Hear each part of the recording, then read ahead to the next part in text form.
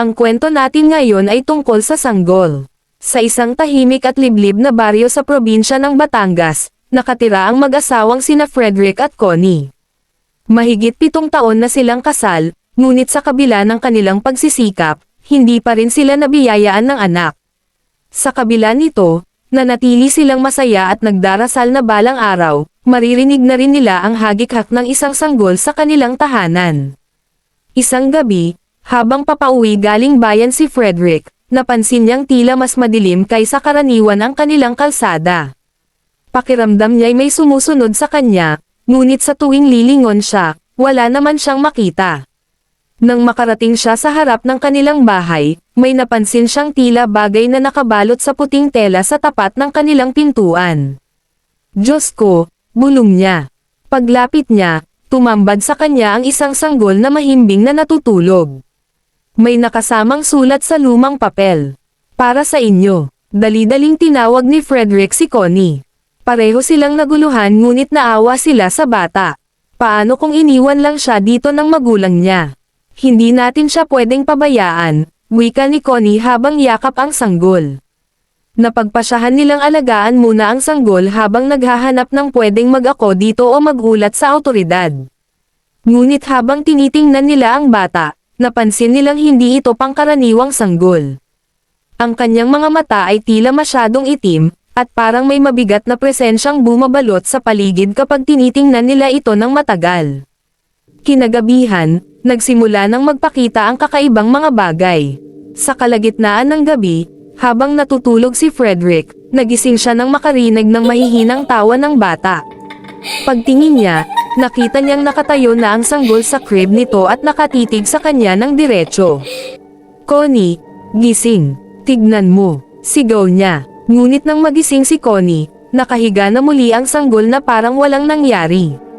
Simula noon, unti-unting nagbago ang buhay ng mag-asawa. Si Connie, na dati masigla, ay naging tahimik at laging balisa. Si Frederick naman ay nagsimulang makakita ng mga anino sa sulok ng kanilang bahay.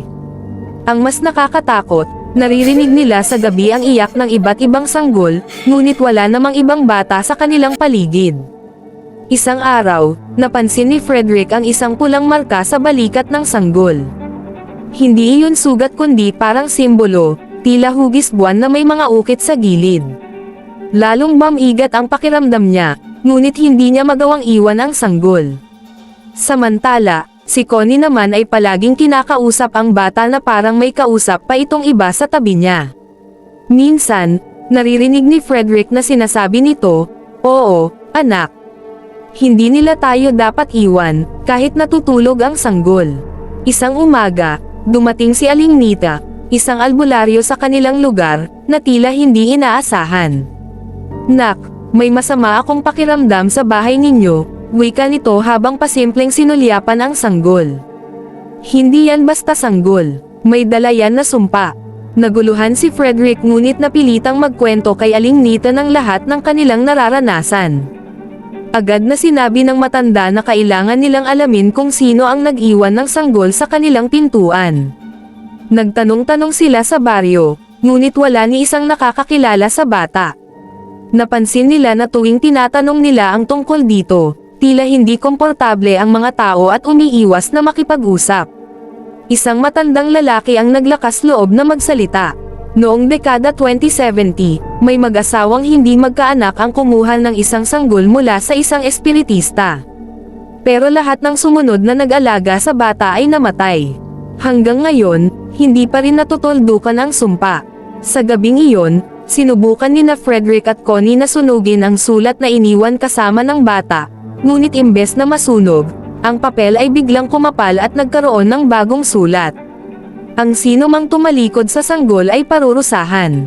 Kasabay nito, nagsimulang magliyab ang mga ilaw sa kanilang bahay. Narinig nila ang isang malakas na sigaw mula sa sanggol, ngunit hindi ito sigaw ng isang bata, ito'y parang boses ng isang matandang lalaki na galit na galit. "Frederick, hindi tayo ligtas dito," sigaw ni Connie habang hawak ang rosaryo. Ngunit huli na, ang crib ng bata ay bumagsak, at mula rito'y lumabas ang isang makapal na usok. Nang mawala ang usok, tumambad sa kanila ang isang matandang babae na nakaitim, hawak ang sanggol. Pinagkakatiwalaan ko kayo. Ngayon, kayo na ang susunod na mag-aalaga sa kanya, o magbayad ng inyong buhay. Hindi na natagpuan sina Frederick at Connie kinabukasan.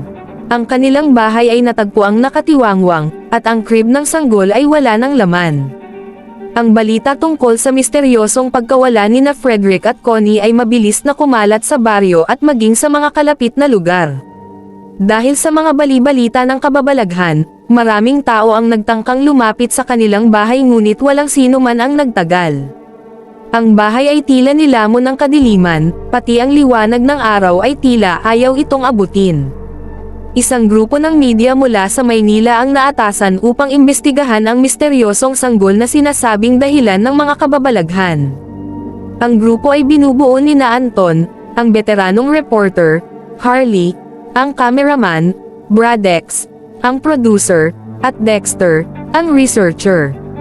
Lahat sila ay sanay sa delikadong mga kwento, ngunit hindi nila alam na ang misyon nilang ito ang magdadala sa kanila sa bangungot na hindi nila inaasahan. Pagkarating nila sa baryo, agad silang sinalubong ng katahimikan. Walang bata ang naglalaro sa labas, at karamihan ng mga residente ay nagkukulong sa kanilang bahay. Sa kabila nito, ang grupo ay determinadong tapusin ang kanilang trabaho. Nakakatakot dito, parang hindi normal ang lugar, sabi ni Dexter habang binabasa ang mga lumang tala ng barangay tungkol sa mga misteryosong pagkawala sa lugar. Mas mabuti nang tapusin na natin ito ng mabilis, sagot ni Anton. Ang importante, makuha natin ang kwento. Nang makarating sila sa bahay ni na Frederick at Connie, agad nilang naramdaman ang bigat ng paligid. May kakaibang amoy na parang bulok na kahoy at tila malamig ang hangin kahit tanghaling tapat. Sa harap ng bahay, may crib na iniwan sa labas, ngunit walang laman ito. Habang iniikot nila ang bahay, napansin nilang maayos pa ang karamihan ng gamit. Parang iniwan lang bigla ng mag-asawa ang lahat. Nagsimula ng mag-video si Harley, at si Dexter naman ay patuloy na kumukuha ng notes. May nakita ka bang kakaiba? Tanong ni Anton kay Harley habang kinukunan nito ang loob ng bahay. Wala pa naman, pero parang, teka lang, biglang tumigil si Harley. Sa kanyang kamera, nakita niyang may bata sa isang sulok ng kwarto, nakaupo at nakatalikod. May bata, sigaw niya. Agad silang nagtungo sa kwarto ngunit pagdating nila roon, wala ng bata. Sa halip, natagpuan nila ang crib na dapat nasa labas ay nasa gitna na ng kwarto. Nakakandado ito at tila may nakasulat sa gilid gamit ang dugo. Lahat ng lumapit ay mamamatay. Sa kalagitnaan ng pag-iimbestiga, nagsimulang maramdaman ng grupo ang kakaibang presensya. Si Dexter, habang nagbabasa ng mga tala, ay biglang nagdilim ang paningin. Nang bumalik siya sa ulirat, nakita niyang nasa ibang bahagi na siya ng bahay. Ang mga bintana at pinto ay nagkandado, at ang mga boses ng kanyang mga kasama ay tila napakalayo. Samantala, si Anton at Bradex ay nakakita ng larawan ni na Frederick at Connie sa isang lumang photo album. Sa likod ng larawan, may nakasulat na mga salitang Latin na hindi nila maintindihan. Ipinakita nila ito kay Dexter nang makabalik siya, at agad niyang naalala ang isa sa mga binasa niyang ulat. Ang sabi rito, ang sanggol ay hindi ordinaryo.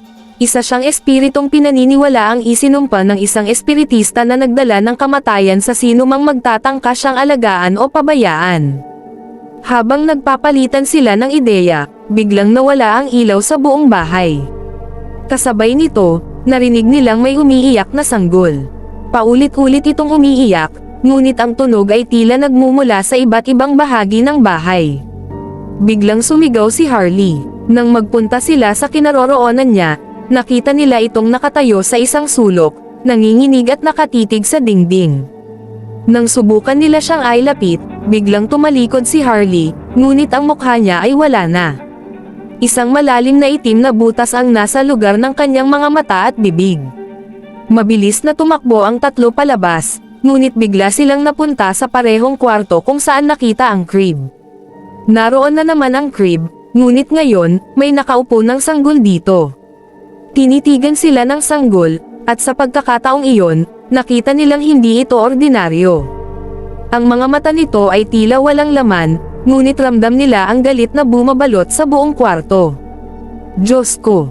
Anong klaseng halimaw ito? Sigaw ni Bradex. Bigla na lamang bumagsak ang crib, at mula sa ilalim nito, may lumabas na makapal na usok na bumalot sa kanila. Sa gitna ng usok, naramdaman nilang parang may malalaking kamay na humihila sa kanilang katawan. Isa-isa silang nagising sa iba't ibang bahagi ng bahay. Si Anton ay natagpuan ang sarili sa banyo, kung saan may nakasulat sa salamin gamit ang dugo. Ikaw ang susunod. Si Dexter ay nasa kusina, at narinig niya ang tinig ng isang babae. Bakit mo iniwan ang anak ko? Bulong ng tinig. Nang tumingin siya sa kanyang likod, nakita niya ang isang babaeng nakaitim, nakatitig sa kanya. Ang kanyang mga mata ay umiiyak ng dugo.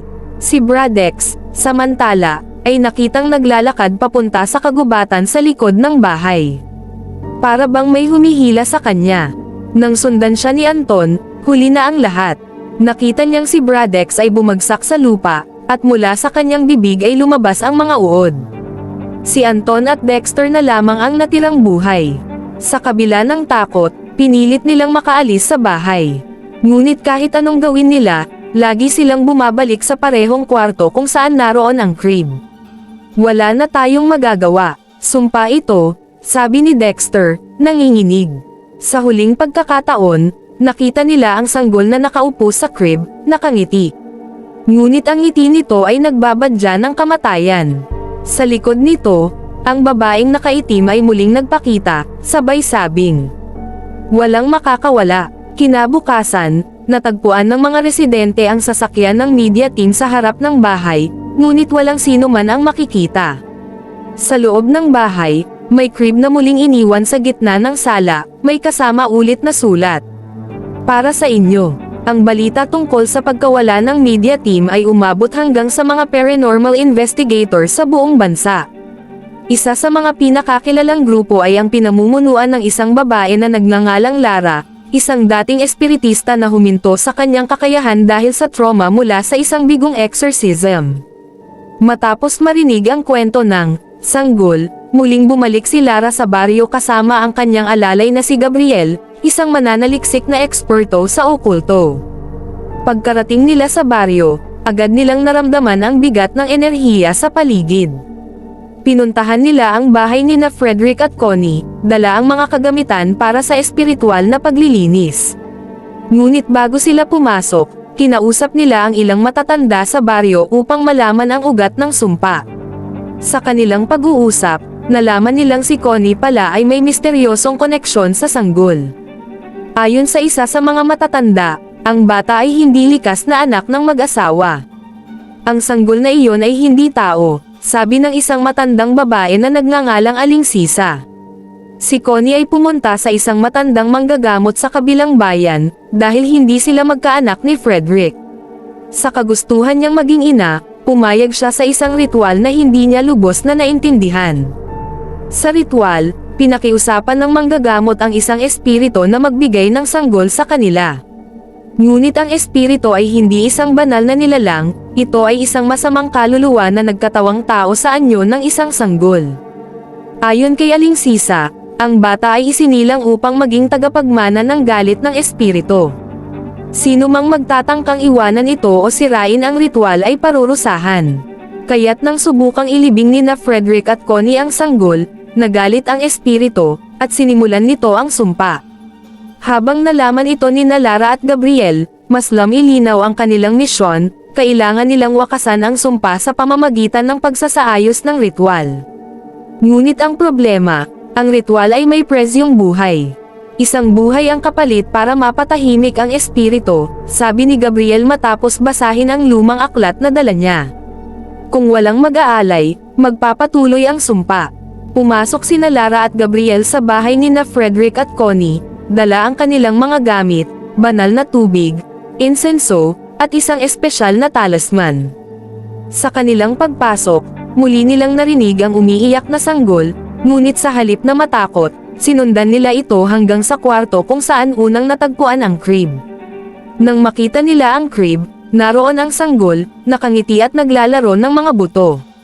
Sa tabi nito, naroon ang babaeng nakaitim, nakatitig sa kanila. "Bakit kayo nandito?" tanong ng babae. "Walang makakapigaw sa amin. Hindi namin ito ginagawa para pigilan ka," sagot ni Lara ng may tapang. "Gusto naming maibalik ang kapayapaan. Gusto naming matapos ang sumpa." Sinimulan ni Lara ang ritual. Binuhusan niya ng banal na tubig ang crib habang si Gabriel ay binibigkas ang mga salitang Latin mula sa aklat. Ang sanggol ay nagsimulang sumigaw, at ang babae ay lumipad papunta kay Lara, ngunit hinaranggan siya ni Gabriel gamit ang talisman. Sa gitna ng kaguluhan, nakita ni Lara ang isang nakatagong liham sa ilalim ng crib. Isinulat ito ni Connie bago sila nawala. "Kung nais mong wakasan ang sumpa, tanggapin mo ang bata bilang bahagi ng iyong buhay. Ang galit ay magwawakas lamang kapag may nagmahal sa kanya ng totoo." Nang mabasa ito ni Lara, napagtanto niya ang tunay na dahilan ng sumpa, ang espiritu ng sanggol ay hindi masamang loob mula sa simula. Ito ay isinumpa dahil sa kawalan ng pagmamahal. Ang espiritu ay naghahanap ng taong mag-aaruga sa kanya, hindi bilang isang halimaw, kundi bilang isang tunay na anak. Habang patuloy ang ritual, huminto si Lara. Lumapit siya sa crib at binuhat ang sanggol. Bagamat malamig ang katawan nito, naramdaman niya ang bigat ng hinanakit nito. "Patawarin mo kami. Hindi ka namin tatanggihan. Iaalay ko ang buhay ko para sa kapayapaan mo," sabi ni Lara habang iniiyakan ang sanggol. Sa sandaling iyon, unti-unting nawala ang kadiliman sa paligid. Ang babae sa itim ay sumigaw ng malakas, ngunit bigla siyang natunaw sa liwanag na bumalot sa buong bahay. Ang sanggol naman ay ngumiti bago ito tuluyang maglaho sa mga bisig ni Lara. Nang magising si Lara, nasa labas na siya ng bahay kasama si Gabriel. Wala na ang sumpa, at ang bahay ay tila bumalik sa dati nitong anyo. Sa wakas, natapos ang sumpa na bumalot sa lugar ng maraming taon. Ang bahay ay iniwan nilang maganda at maaliwalas, at ang baryo ay unti-unting bumalik sa normal. Si Lara at Gabriel ay bumalik sa Maynila, dala ang aral na minsan, ang mga halimaw na iniisip natin ay nagmumula lamang sa kawalan ng pagmamahal. Ang bahay ni na Frederick at Connie ay nanatiling bakante, ngunit wala ng kababalaghan na naiulat dito. Ang baryo ay muling nabuhay, at ang kwento ng sanggol ay naging isang babala sa mga tao. Kung magmamahal ka, siguraduhing buong puso, dahil ang hindi minamahal ay maaaring magdala ng sumpa. Ito na ang wakas. Kung nakarating ka dito sa dulo, pahingin naman ng subscribe at like. Kita-kita sa susunod na video.